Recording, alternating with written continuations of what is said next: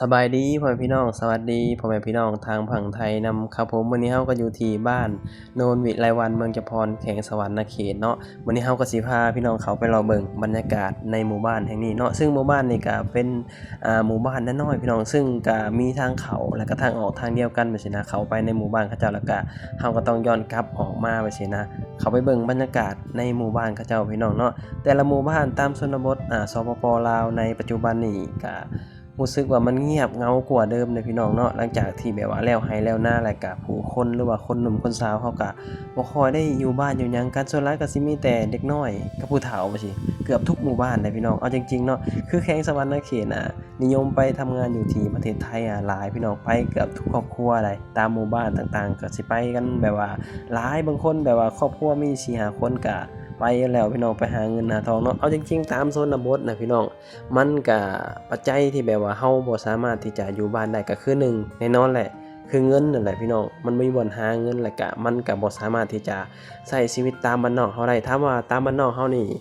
ถ้าเกิดว่าตัดเงินออกไปนี่เฮาว่าตามบ้านนอกเฮานี่มีความสุขหลายกว่าในเมืองใดถ้าเกิดว่าตัดเงินออกไปนะถ้าเกิดว่าเงินตาบ่เข้ามาเปลี่ยนหรือว่าเงินบ่ได้ว่าเฮาบ่ได้พึ่งพาเงินขนาดนั้นแบบซี้นะเฮาว่าตามชนบทนี่มันตอบโจทย์กับการแบบใช้ชีวิตแบบเรียบง่ายแบบซี้นะแต่ว่ามันก็เป็นไปบ่ได้พี่น้องเพราะว่าทุกสิ่งทุกอย่างหรือว่าในโลกใบนี้อยู่ไสก็แล้วแต่มันล้วนใช้เงินแบบซี้นะหลายคนก็บ่สามารถที่จะอยู่บ้านได้แล้วก็บ่สามารถที่จะอยู่กับครอบครัวได้ส่วนหลายก็เกิดแบบว่าใหญ่ขึ้นมาหรือว่าเรียนจบม.5 ม.6 แบบซี้เนาะก็ส่วนหลายคนตามชนบทก็สิได้ข้ามไปหาเงินอยู่ที่ประเทศไทยซี้นะส่วนหลายก็สิไปทำงานอยู่ที่ประเทศไทยแหละพี่น้องเนาะถามว่าเกาหลีมีคนไปบ่ก็มีแต่ว่าก็ส่วนน้อยแต่ส่วนหลายคนลาวตามชนบทนี่ไปหาเงินอยู่ที่ฝั่งไทยนี่หลายโดยเฉพาะคนแข็งเฮาแข็งสวรรณเขตนี่ไปทุกครอบครัวไปทุกหมู่บ้านนะพี่น้องเนาะคือก็เข้าใจแหละพี่น้องในยุคสมัยนี้เนาะเอาจริงๆมันก็ใช้ชีวิตค่อนข้างที่จะยากลำบากในยุคสมัยนี้หันนะคือแบบว่าในความคิดเฮาเนาะถ้าย้อนเวลาไปได้นี่เฮาอยากย้อนเวลาไปใช้ชีวิตแบบดั้งเดิมรุ่นพ่อรุ่นแม่เฮาแบบซี้นะเพราะว่าเฮาเคยได้ยินพ่อแม่เล่าให้ฟังว่ารุ่นพ่อรุ่นแม่เฮานี่บ่ได้แบบว่าวุ่นวายขนาดนี้บ่ได้แบบว่าอยากได้อยากมีขนาดนี้หั้นนะถามว่าลำบากบ่มันอาจจะมีลำบากบางอย่างแต่ว่ามันบ่ได้ลำบากหลายขนาดนี้เพราะว่าในโลกปัจจุบันนี้เนาะมันลำบากหลายสิ่งหลายอย่าง1มาแน่นอนแหละบ่อนหาเงิน2มาคือแบบมันลำบากอยากได้นั่นได้นี่เฮาเห็นคนอื่นมีรถใหญ่เฮาเห็นคนอื่นมีบ้านมีหยังเฮาก็อยากได้นั่นแหละคือความลำบากพี่น้องเฮาอยากได้แหละเฮาถึงแบบว่าดิ้นรนออกจากบ้านจากครอบครัวแบบซี้นะคือแบบว่าบางคนไปแบบว่า4-5 ปี6ปีแล้วแต่แบบซี้นะคือแบบว่าตามบ้านนอกตามชนบทนี่เนาะมันแบบว่าภาพบรรยากาศเก่าๆรุ่นแบบว่าสมัยเฮายังน้อยนี่แบบเฮาจำได้เลยว่ากินข้าวพร้อมหน้าพร้อมตากันแบบพี่น้องแบบซี้นะครอบครัวแบบสิมี5คน6คนก็กินข้าวพร้อมหน้าพร้อมตากันแบบซี้นะซึ่งมันมีความสุขเด้พี่น้องแต่ว่าในยุคสมัยนี้มันบ่มีอีกแล้วพี่น้องภาพเหล่านั้นเนาะมันคือแบบยากที่จะแบบว่ามากินข้าวพร้อมหน้าพร้อมตากันขนาดแบบเทศกาลสงกรานต์จั่งซี้ก็มากันยังบ่ครบบางคนอาจจะมาบางคนอาจจะบ่ได้มาแบบซี้นะเพราะว่าแต่ละครอบครัวนี่ออกไปหาเงินแบบว่าหลายคนจังซี้สมมุติว่ามีอยู่4-5คนก็ไปแล้วพี่น้อง3-4คนแบบซี้นะบางคนนี่ไปเกือบไปแบบว่ากันเบิดเลยจังซี้เหลือแต่พ่อแม่ก็มี2คนแบบซี้นะนั่นแหละพี่น้องบรรยากาศตามชนบทก็สิประมาณนี้อันนี้คือในวัดหมู่บ้านเขาเจ้าเนาะ ก็ช่วงนี้ก็สิใกล้เข้าสู่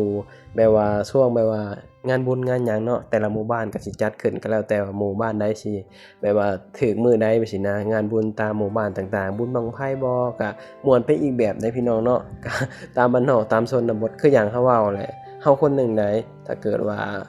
มันแบบว่ามีรายได้หรือว่าแบบว่ามีเงินแบบซี้นะเฮาคนหนึ่งเฮามักใช้ชีวิตแบบว่าเรียบง่ายตามชนบทแบบว่าบ่ต้องแบบวุ่นวายหยังแบบซี้ซึ่ง ถ้าเกิดว่าผู้ใดมีเงินเนาะถ้าเกิดว่าผู้ใดมีรายได้สิเฮาว่าถ้าผู้ใดมีความคิดหรือว่าอยากใช้ชีวิตแบบดั้งเดิมอยากใช้ชีวิตแบบเรียบง่ายบ่วุ่นวายนี่เฮาว่าชนบทนี่คืออันดับ1พี่น้องเนาะการใช้ชีวิตเรียบง่ายบ่วุ่นวายไปซี้นะแต่ว่าต้องมีเงินได้พี่น้องถ้าบ่มีเงินนี่มันบ่สามารถที่จะอยู่ได้ก็คืออย่างที่เห็นแหละในปัจจุบันนี่เนาะคนหนุ่มคนสาวที่อยู่บ่ได้ก็เพราะบ่มีเงินแหละพี่น้องเพราะบ่มีรายได้เนาะคือตามบ้านนอกเฮาเอาจริงๆถามว่ามันค้าขายมันได้บ่มันก็พอได้แต่แบบ อยู่ได้กินแบบนี้นะแต่ว่าในยุคสมัยนี้เนาะคืออย่างเขาว่าหลายอย่างมันล่อใจล่อตาเฮาเด้พี่น้องการเฮ็ดหันเฮ็ดนี่จังซี่นะถ้าเกิดว่ามันบ่มีเงินเข้ามามันบ่มีรายได้แบบนี้มันก็บ่สามารถที่จะอยู่ได้เพราะบ้านเฮานี่เอาจริงๆเนาะคือแฮงซื้อมันก็บ่หลายแบบนี้นะถามว่าสิให้เฮาแบบว่าเปิดร้านอาหารหรือว่าเฮาแบบว่าค้าขายอย่างอื่นนี่ตามบ้านนอกเฮานี่มันยากเด้พี่น้องเพราะว่าคนตามบ้านนอกพื้นฐานแล้วส่วนหลายก็สิบ่ค่อยซื้ออยู่ซื้อกินได้ส่วนหลายก็สิแบบว่าเฮ็ดกับข้าวกับน้ำกินเองจังซี่นะคือแบบว่าหมายความว่าบ่ได้ไปนั่งกินข้าวแบบในร้านแบบว่าอาหารแบบนี้นะส่วนหลายก็สิมีแบบว่าซื้อมาแล้วก็มาเฮ็ดกินเองจังซี่นะคนบ้านนอกก็สิเป็นแบบนั้นพี่น้องเนาะนั่นแหละพี่น้องวิถีชีวิตของคนตามบ้านนอกสาเหตุที่แบบว่าบ่สามารถที่จะอยู่บ้านเฮาได้ก็เพราะแบบนี้แหละพี่น้องเนาะเว้าถึงการเกษตรอยู่ในหมู่บ้านนี่เขาเจ้าก็มักปลูกได้เพราะว่าเขาเจ้าใกล้ตลาดใหญ่พี่น้องเขาเจ้าปลูกผักปลูกหยังส่งตลาดแต่ว่ามันก็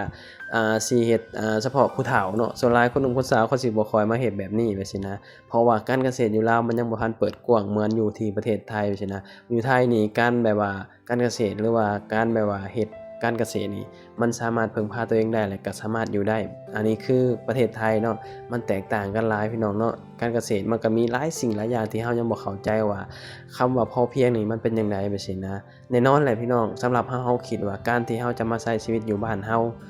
ใช้ชีวิตแบบพอเพียงนี่เฮาต้องมีเงินเก็บเงินสำรองเฮาถึงจะมาใช้ชีวิตอยู่ได้ไปสินะเว้าง่ายคือแบบเฮาเฒ่าแก่ไปหั้นแหละเฮามีเงินสักก้อนหนึ่งแล้วเฮาถึงจะกลับมาใช้ชีวิตอยู่บ้านเฮาได้มันเป็นอยู่แบบนี้ได้พี่น้องชีวิตของคนตามชนบทสปปลาวเฮามันก็สิเป็นแบบนี้ส่วนหลายก็อายุหลายพู้นแหละถึงจะได้กลับมาใช้ชีวิตอยู่บ้านเฮาได้จังซี่นะถ้าเกิดว่ายังหนุ่มยังน้อยส่วนหลายเขาก็สิบ่ค่อยกลับมา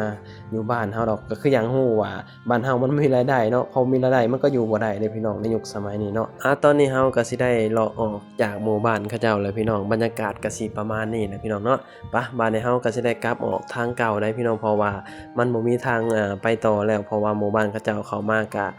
ทางออกทางเขามันทางเดียวกันแบบนี้นะเฮาก็ต้องกลับไปทางเก่าคือเก่าพี่น้องประมาณนั้นเนาะช่วงนี้ก็ช่องเฮาก็วิวก็น้อยหน่อยพี่น้องเนาะก็สู้คือเก่าพี่น้องเนาะคลิปนี้เฮาก็สิได้ปิดคลิปแล้วเนาะเอาไว้พ้อกันคลิปหน้าขอบคุณหลายๆเด้อที่เข้ามาติดตามรับชมแล้วก็เข้ามาให้กำลังใจเนาะฝากกดติดตามเนี่ยพี่น้องสำหรับคนที่ยังบ่ติดตามเนาะพอกันคลิปหน้าสบายดีสวัสดีครับผม